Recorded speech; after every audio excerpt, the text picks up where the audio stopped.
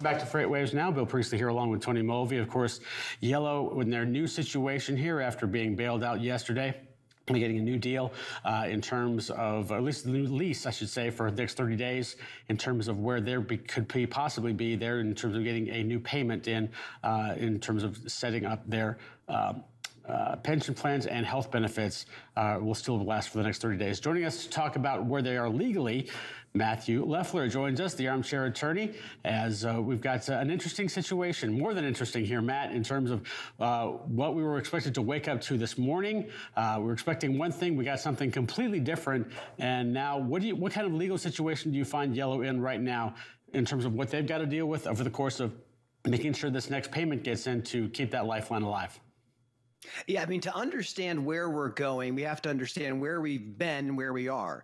On Friday, there was a hearing about whether or not Yellow could stop the Teamsters from striking. And why would they be striking? Because on July 15th, Yellow failed to pay Central State $50 million. And if they had not made this payment on Sunday, yesterday, 11,000 families would lose their health insurance, and the Teamsters were ready to strike. At the 9th hour, the 11th hour, the very last hour, there is a deal done by the Teamsters and Central State that allows some breathing room. That $50 million, it was due July 15th, is still due, but there's a couple more weeks to make the payment. Will Yellow be able to make a deal? Anyone's guess right now. And I think it's interesting. I mean, we talked about it, Central States and the Teamsters made the deal. Basically, is this Central States floating the pay, just saying, hey, we'll cover you until basically either Yellow's going to pay it or they're going to go bankrupt? I mean, it feels like it's one or the other.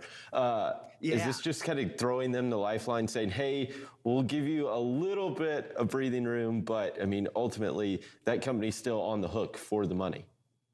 Yeah, I mean, even without the $50 million they owe from July 15th, Yellow still owes $1.3 billion next year. What I think everyone is able to watch right now at home and across the country, across the world, is to see what it means to be a company like Yellow, a survivor. This business has been around since 1924, before highways, containerization, and deregulation. They have made a way to survive. And the Teamsters do not want to see Yellow go bankrupt. They would actually like them to survive.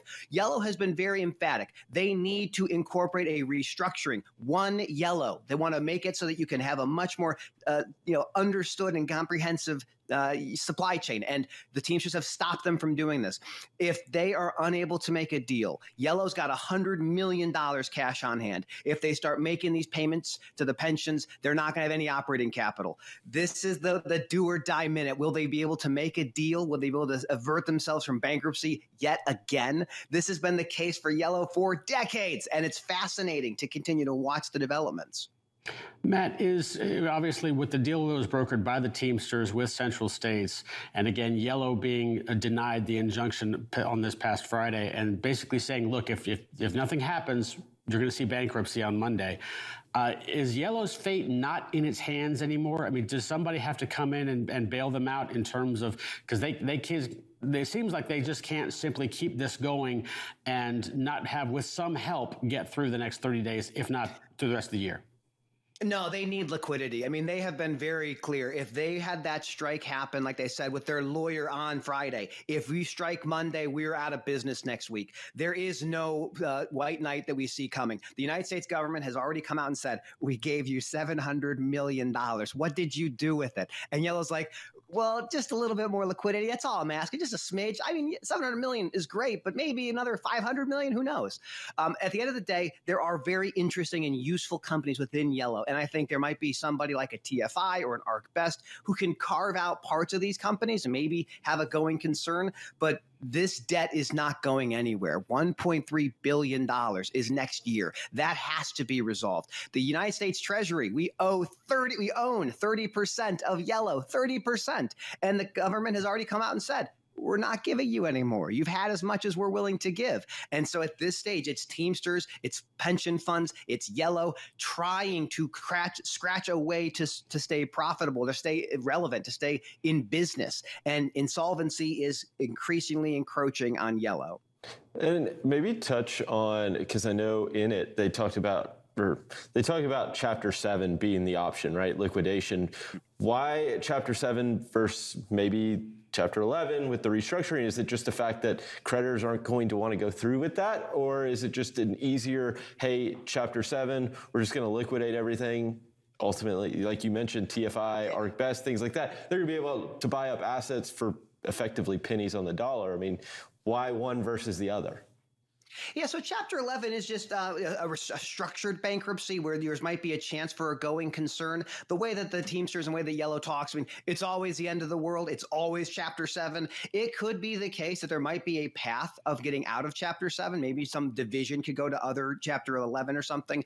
But you got to keep in mind, the freight diversion is real. Motor carriers and brokers and shippers are all avoiding Yellow at all costs. They remember what happened when CF went bankrupt 20 years ago and freight was sitting on docks across the country. So even if they can resolve these big debt problems, which they certainly have a big challenge ahead of them, there still might not be any profitable freight to haul. And it's important for everyone to also understand how bankruptcy in general works. The moment you file for bankruptcy protection, anything that you've made payments on in the last 90 days is considered something that can be clawed back. You are assumed to be insolvent for the last 3 months. And so any payments that are happening now or right before the bankruptcy, we're going to learn a lot. And this is what makes this company so fascinating for so many.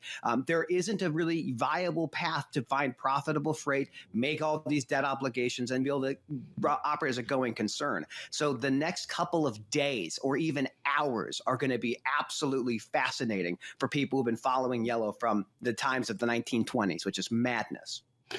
Matt, what is Yellow's legal team basically saying at this point? Or are their hands tied and they just can't do anything until we see revenue and we see start the payment, we see some sort of process that the company has to make to move forward? Are they saying anything at this point in terms of legal advice? The value of lawyers in this situation cannot be overstated. They are trying to throw the kitchen sink, the kitchen itself, the entire house, the garage. How do we stay alive? They've sued the Teamsters for stopping them from making Yellow One or One Yellow. They've stopped them from making the actual changes they want. This legal team will do whatever it takes to keep this company operational. I guarantee you, over the weekend, the conversations of Yellow's legal team with the Teamsters, with Central State, all of those things were happening simultaneously, all of the things all at once. That is what the legal team at Yellow is likely looking to do, because if the business cannot stay around, bankruptcy is where they have to go. They're going to exhaust every single thing they possibly can to avoid that bankruptcy filing. The minute that thing is filed, everyone's hands get tied and the process begins. Yeah, and that's where you start to see things end up on eBay, that freight that I know Craig's alluded to with freight ending up. When it gets stuck, there's no security at these facilities because they're just kind of left for dead. I mean, when you look at this overall, obviously it would be a historic bankruptcy just given the size. But you look at kind of the operating statistics behind Yellow. I mean, you're talking 100+ ORs, even sometimes in the best freight environments there were. It doesn't seem like they're operating. They didn't have profitable freight to begin with. Now there's going to be even less of it out there. Yeah, I mean, there is no real path for Yellow. I was talking to my father. He was a roadway guy back in the 1970s. And I said, what do you think about Yellow possibly going bankrupt? And he says to me, well, if roadway had been separate, they'd still be making money today. So this is really a question of leadership from the Yellow organization. Years and years of heavily leveraged buying of trucking companies and then trying to find a way to make all of them work as a comprehensive, cohesive unit. It's not working. And that's what we've seen. Now, you can run a profitable trucking company and be unionized. TFI is a great example with T-Force. You obviously have the UPS folks that have been doing business for such a long time. But we are watching an American supply chain institution. Yellow, Roadway, and Consolidated Freight ran this industry for decades. And now we're seeing the final hallmarks of a unionized motor carrier heavily in debt, trying to survive. There isn't really much to say that's going to be really confident in boosting for the market because everyone's diverting freight. So even if you're able to claw out of this debt, you still have a massive problem of where is the tonnage? And that tonnage has been peeling off for decades. Well, like I told Todd, it's going to be an interesting 30 days or maybe 29 days as we get closer to that deadline and seeing if Yellow can make that payment. Matt, thanks so much for joining us. And obviously, we will we'll lean on you when things of this nature head our way. Thank you for having me. Always a pleasure. All right, Matt, thanks so much. Let's hand it back over to Isaiah Buchanan, one of the hardest working men in the building here this morning, as he's got our first look at the social roundabout.